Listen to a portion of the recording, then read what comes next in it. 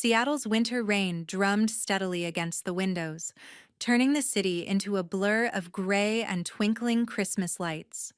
From the living room, I could see the driveway clearly, the enormous white Lexus LX sitting there like a smug, overfed trophy, a ridiculous, oversized gold bow gleaming on top. Inside, my hands were wrapped around a ceramic mug. Be grateful.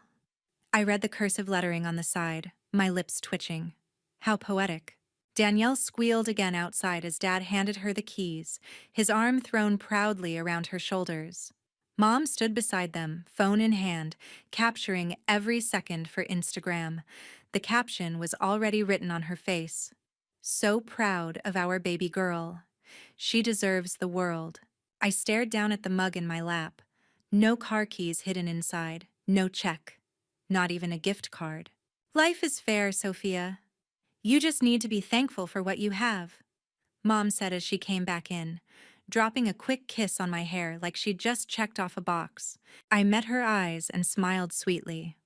Oh, I'm thankful, I said. This mug is very on brand. She laughed, not catching the edge in my voice, and turned back to the window, to the Lexus, to Danielle. Outside, Danielle revved the engine dramatically while their friends screamed and clapped. I watched her, the golden child in a leather jacket, soaking up all the validation like she'd earned every inch of that SUV. Something inside me tightened, then snapped. For years, I'd stood in that exact spot, on the sidelines, holding some symbolic consolation prize, telling myself it didn't matter, that I was above caring. But as that rain-soaked bow glistened over a car worth more than my entire student debt, I realized something very simple. This wouldn't end with me just swallowing it again. If they wanted to turn life into a competition, I was done playing the quiet loser. This Christmas, I finally understood something else. I didn't have to stay the forgotten daughter. I could become the problem they never saw coming. I wish I could say the Lexus was the first time the scales tipped. It was just the brightest, loudest, most insulting version of something I'd known my entire life.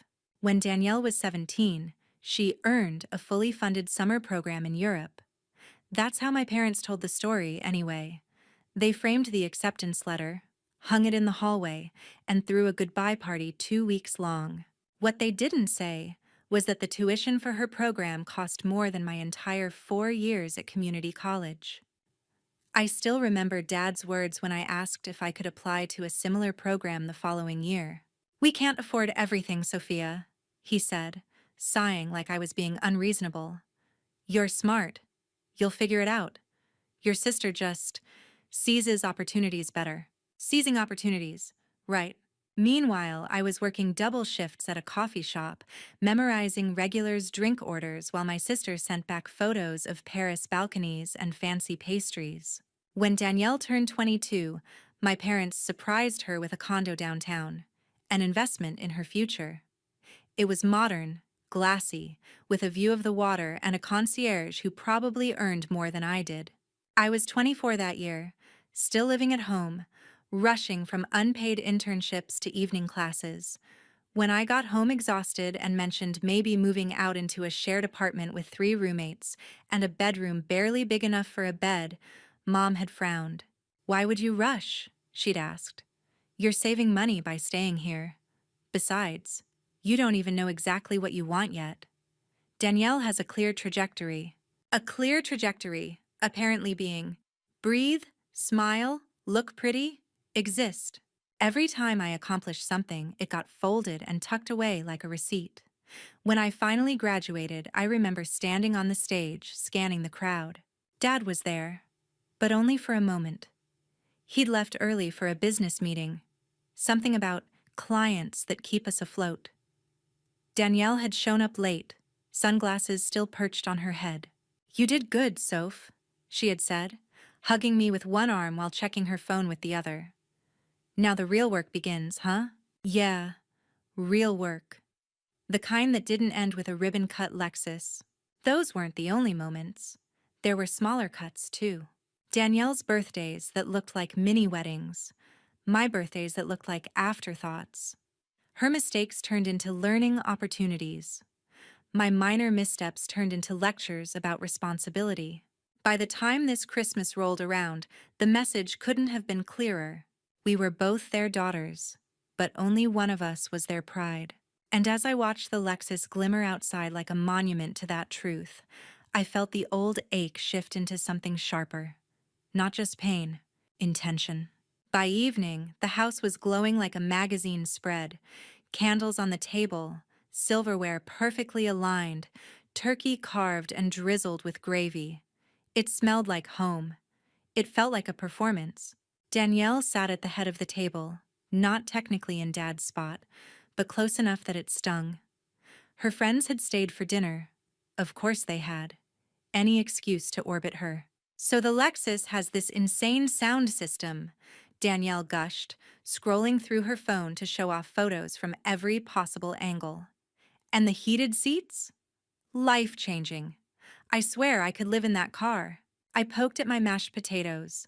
My mug, my very special Be Grateful mug, sat near my plate, the handle still glossy from where I'd faked excitement for Mom's camera. Mom nudged me. "Isn't it wonderful, Sophia? Your sister's really moving up in the world." Danielle smirked, not even bothering to hide it. "You should borrow it sometime. You know, when you're not working late or whatever." "Or whatever," I echoed, my tone flat. The conversation rolled on around me, all about Danielle's busy schedule, her big projects, and how hard she works. I tried to steer it, just once. "So, one of my clients at work." "That reminds me," Danielle cut in, laughing. "My boss said I'm basically the face of our new campaign. Can you imagine?" Laughter, compliments, admiring looks. My sentence died in my throat. I swallowed, feeling the usual burn in my chest. Normally, that's where it would end. I'd take a deep breath, swallow it down, and help with the dishes in silence. But tonight, the Lexus sat outside like a glowing accusation. The ridiculous bow burned behind my eyes. As dessert came out, Danielle pulled out her phone again and shoved it in my face. "Look, Soph. Isn't she beautiful?" She swiped to a video of herself posing with the SUV, laughing, hair curled just right. "Honestly, I think this car was made for me." "Yeah," I said. "Looks expensive." Danielle giggled. "Well, when you're worth it." She paused dramatically, then added, loud enough for everyone to hear. "Besides, at least you don't have to worry about rent. You get to live here for free. Some people would kill for that." My fork clattered against the plate. "What did you just say?" I asked. She gave me a sweet smile that didn't reach her eyes. "I'm just saying, you should be grateful. Not everyone gets parents this generous." A few chuckles, a few nods. My parents didn't say a word. That was the moment. Something icy slid into place in my chest. My voice, when it came out, sounded almost calm. "You're right," I said. "I should be grateful." I lifted my mug and studied the stupid cursive letters. "Grateful that you get a luxury SUV and a condo, and I get inspirational ceramics." The table went quiet. "Grateful," I continued, "that every time I've worked my ass off for something, it's been treated like a footnote, while yours gets a ribbon and a bow big enough to choke a reindeer." "Sophia," Mom warned, "let's not ruin—" "Ruin what?" I snapped. "The Danielle appreciation dinner?" Danielle's eyes flashed. "Wow, jealousy is such a bad look on you, Soph." "Jealous?" I laughed once, humorless. "I'm not jealous. I'm just done pretending this is normal." "You need to calm down," Dad said, his tone edged with authority. "This isn't the time." "There's never a time that works for you," I said. Because the second I open my mouth and it's not about praising Danielle, suddenly I'm dramatic or ungrateful. Danielle rolled her eyes. "Maybe if you actually did something worth praising, you'd get the same treatment." It was subtle. What happened inside me then? A shift? A reordering? I stood up from the table. My hands weren't shaking. My voice wasn't breaking. It felt like everything had finally clicked into place. "You know what?" I said. "You're right. If this is what love looks like in this house, maybe I really don't want it." And then I walked away. From the table, from the performance, from the version of me that always stayed quiet. Behind me, the room erupted into whispers and half-hearted protests. Danielle called my name once, sharp and annoyed, like I'd interrupted her show. She had no idea the show was about to change. I slammed my bedroom door and pressed my back against it, my pulse pounding in my ears. For a few seconds, I just stood there, sucking in air, feeling the weight of everything I'd said crash down on me. The old Sophia would have spiraled. What if I went too far? What if I made things worse? This time, another thought cut through. Good. My phone buzzed. Claire. Claire. Still alive? Me.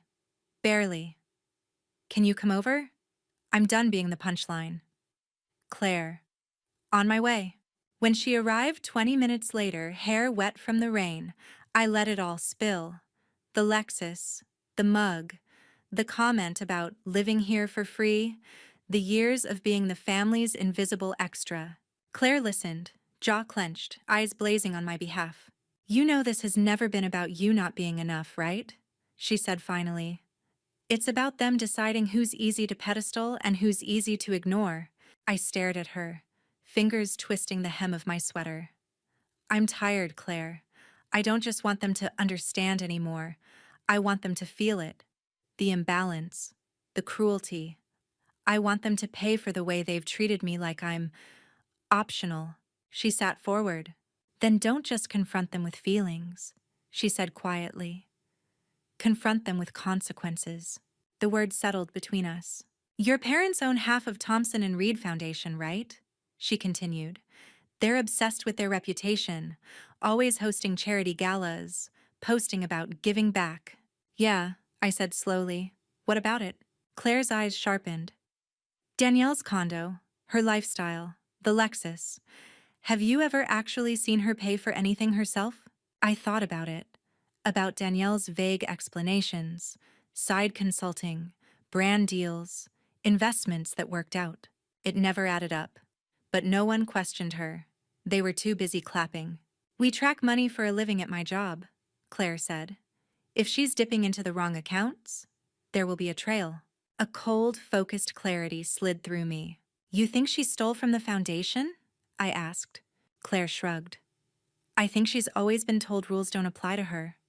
And people like that, they get sloppy. For the first time that day, I smiled. It wasn't a nice smile. What would we even look for? I asked.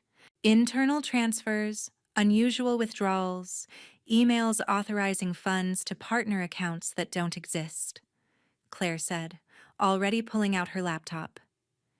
Isn't your dad's login saved on the family desktop in his office? I blinked. He lets me send files from his email sometimes for work stuff. There you go, she said. We don't even have to hack anything.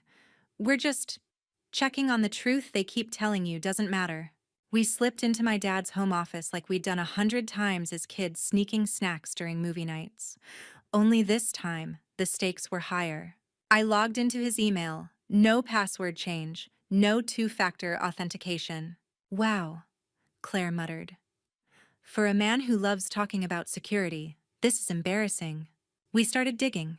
Transaction histories, internal memos, foundation site accounts. At first, it was just numbers, lines, dates. Then patterns began to appear. Repeated transfers from Thompson and Reed Community Fund to a shell entity labeled DR Consulting. Same initials, same dates as Danielle's big wins. One document, buried deep in a PDF, made my blood run cold.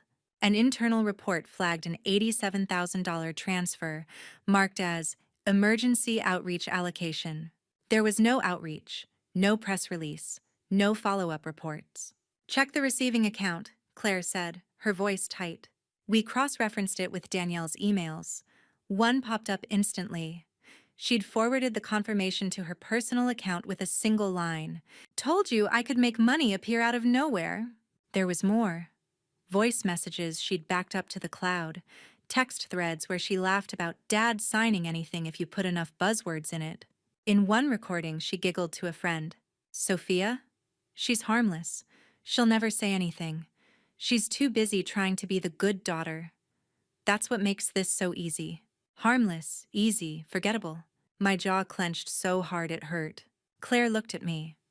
We could send this anonymously to the board, to the press. We could, I agreed. But that wouldn't be enough. She smiled slowly. You want the explosion to happen in the living room, don't you?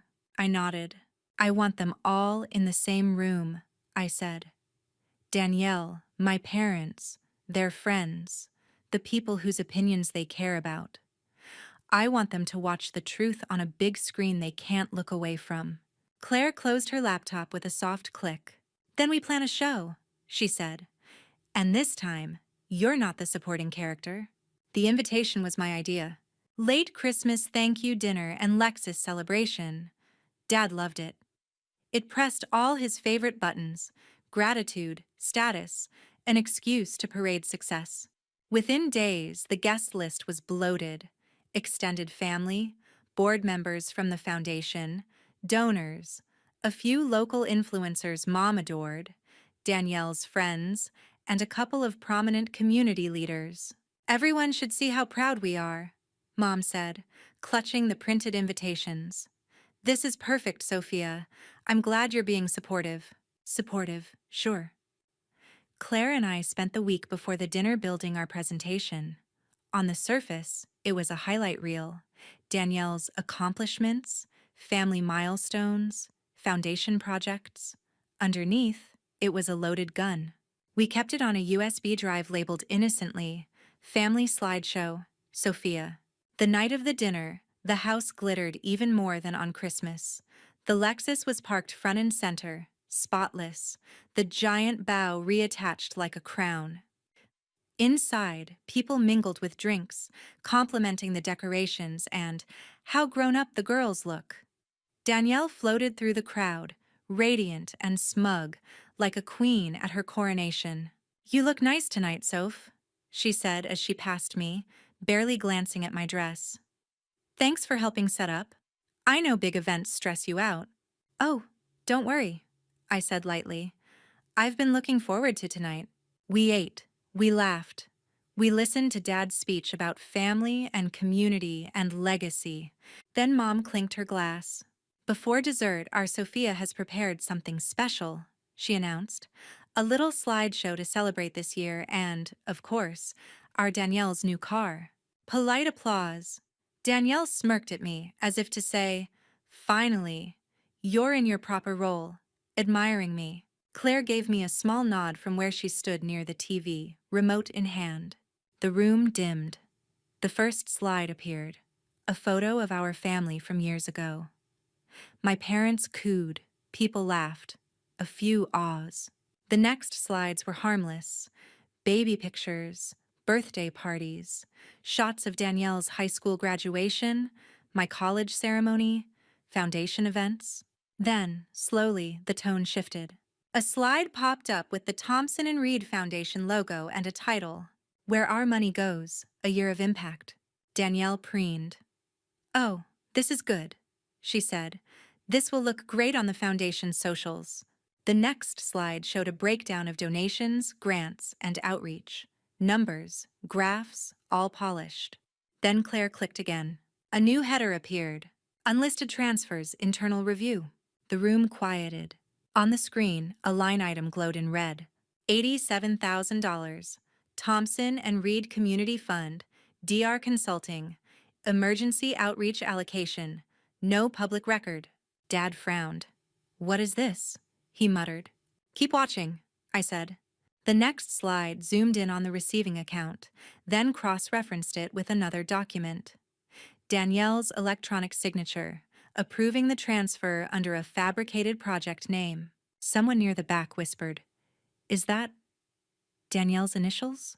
Danielle laughed, a little too loudly. Okay, very funny, Soph. This is creative editing, but... Next slide, I said. An email appeared, projected large enough for everyone to read. It was from Dad's account, but the language was suspiciously unlike him, full of buzzwords and vague phrases. The timestamp matched the transfer date. Beneath it, highlighted in yellow, was a forwarded message from Danielle to her personal address. Told you I could make money appear out of nowhere. A murmur rippled through the room. Dad turned to Danielle slowly. "Did you write that email?" She opened her mouth, closed it, then forced a laugh. "This is completely out of context. Sophia's manipulating—" "Next slide," I repeated. The recording waveform appeared next. A play icon. Claire hit it. Danielle's voice echoed through the living room, clear and smug. "He signs anything if you throw in strategic outreach," she giggled. "Easy money. Honestly, if they're dumb enough not to ask where it's going, that's on them." A stunned silence.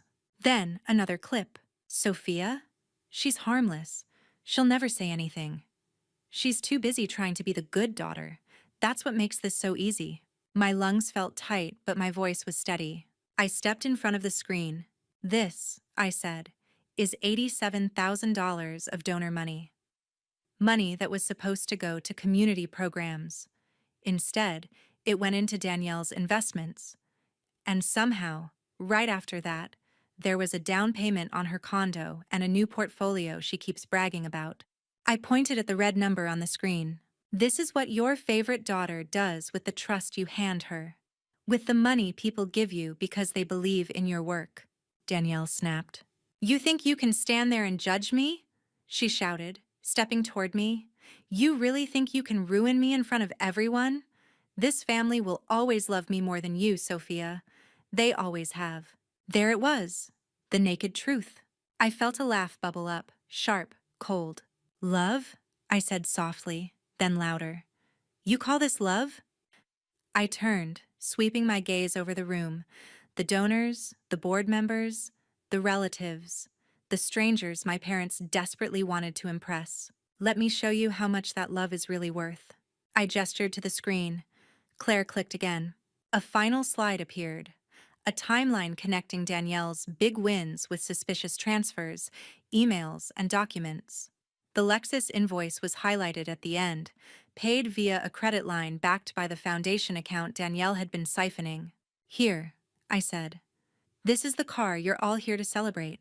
My voice didn't tremble. "This is the $87,000 Danielle pulled from the charity fund to play the stock market, then bragged about as self-made money. This is the condo she earned. This is the princess you built while you told me to be grateful for scraps." The room erupted. People whispered, gasped, pulled out their phones. A board member stood up, face flushed.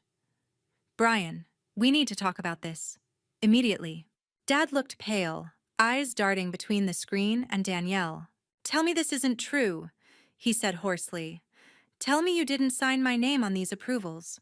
Danielle's facade cracked. I just moved some things around. It was temporary. I was going to fix it." Mom grabbed her arm. "Danielle, please tell me you didn't—" "Everyone calm down," Danielle snapped. "You're overreacting. Sophia doctored this. She's always hated me. She's just jealous." I stepped closer, lowering my voice. "Jealous?" I repeated. "No, I'm just done being your alibi." For the first time in my life, I watched my parents look at me. Not through me, not past me, at me. And in their eyes, I finally saw it. Fear. Things moved quickly after that. Board members demanded emergency meetings. Donors wanted answers. One of Mom's influencer friends posted a vague story about a shocking breach of trust at a charity dinner, subtle enough to avoid legal trouble, pointed enough to stir gossip. By New Year's, the Thompson and Reed Foundation was under formal investigation. Auditors combed through years of records. Every missing dollar had to come from somewhere. Every shortcut, every quiet approval, every emergency transfer. Most roads led back to Danielle. The $87,000 was only the most obvious example. There were smaller amounts, spread over months, all routed through cleverly named shell accounts. Claire had been right. Once Danielle realized no one was watching, she got sloppy.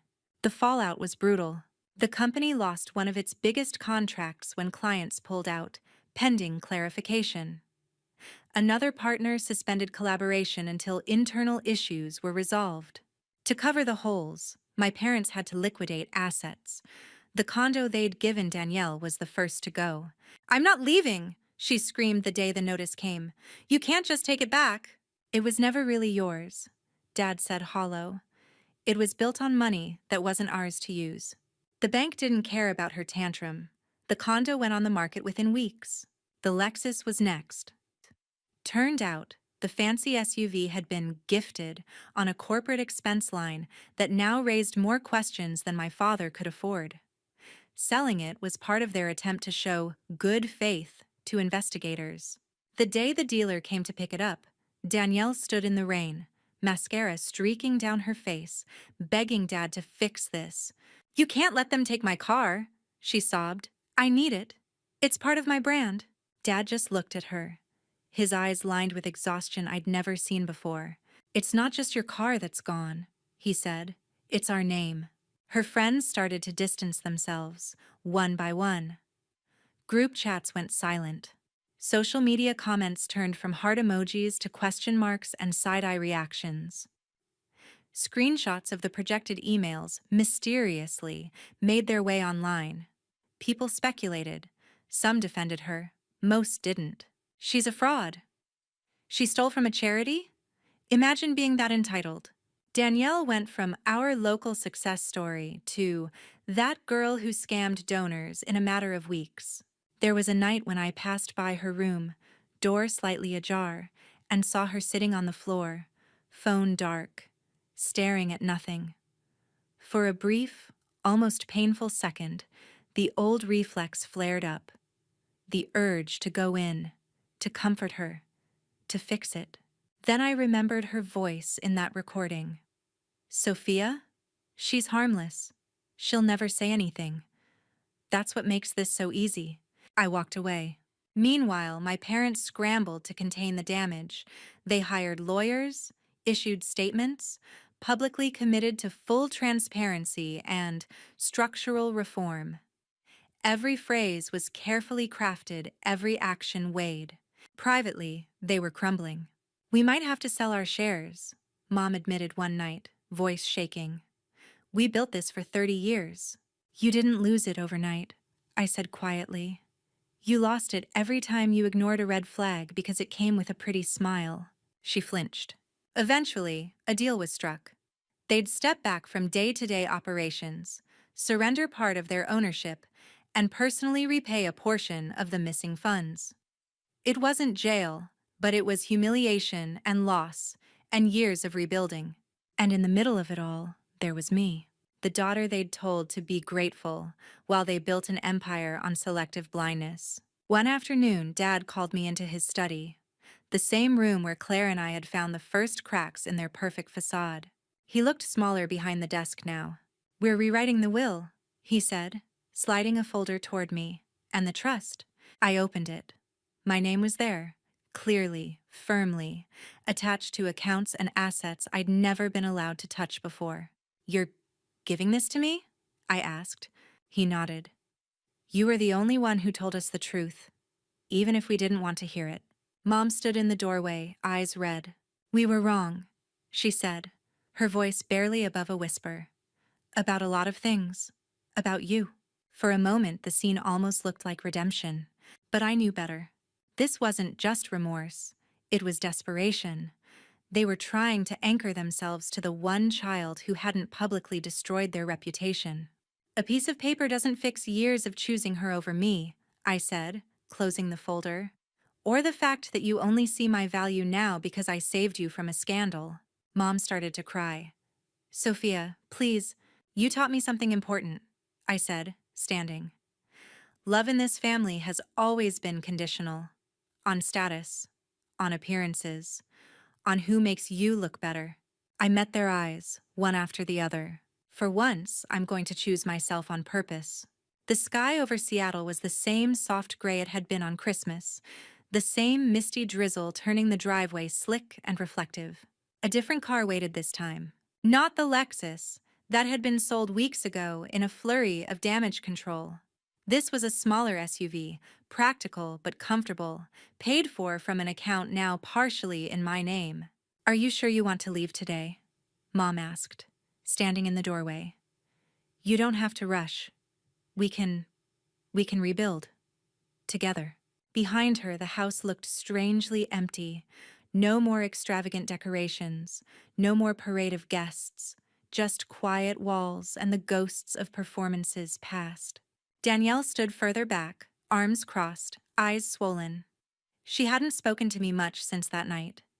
When she did, it was always a mix of accusation and disbelief. "You really think you've won, don't you?" She'd spat the last time we fought. "You think they love you more now?" I'd just stared at her. "This was never about getting them to love me more," I'd said. "It was about making you all see what you turned me into by pretending I didn't exist." Now, in the doorway, my parents looked at me like I was their last chance at normalcy. "We've changed the documents," Dad said. "The inheritance, the trust, it all reflects what you did for this family. You don't have to go. We can start over." I stepped down onto the wet concrete, my bag over my shoulder. "You already chose who you wanted to keep," I said quietly. "You spent years proving it." Mom reached for my arm. "Sophia, please, we're trying." "I know," I said, "and I hope, for your sake, that you mean it." I looked back at the house, that curated stage where I'd learned to be small, to fold myself into the corners so Danielle's light wouldn't feel threatened. "Not anymore." "You want a dramatic line?" I asked, a bitter smile tugging at my lips. "Here it is. You chose the daughter you wanted. Now you get to live with that choice." The words hung in the air between us, heavier than the rain. I opened the car door and slid into the driver's seat. The engine hummed to life, quiet and steady. I adjusted the mirror and caught one last glimpse of them. My mother with her hand over her mouth. My father stiff and stunned. Danielle lurking in the background like a shadow of a girl who'd never been told no until now. For a second, I considered what would happen if I stayed. If I let them rewrite the story with me as the loyal savior, the good daughter who forgave everything. Then I remembered the mug. "Be grateful." I shifted the car into reverse. As I pulled away, the rain blurred them into silhouettes.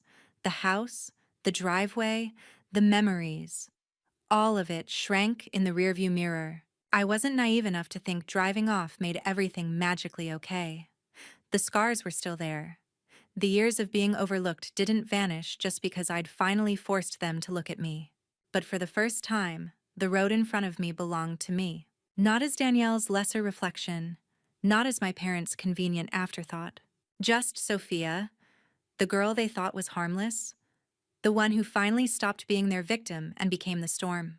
And if anyone ever asked me, years from now, when everything really changed, I'd probably smile and say, "It started with a Lexus, a mug, and a family that mistook my silence for weakness." They'd never make that mistake again.